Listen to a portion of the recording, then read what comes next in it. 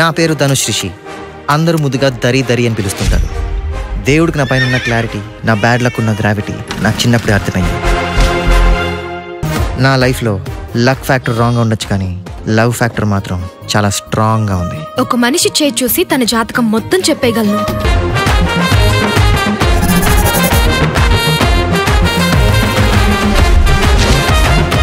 Coming soon.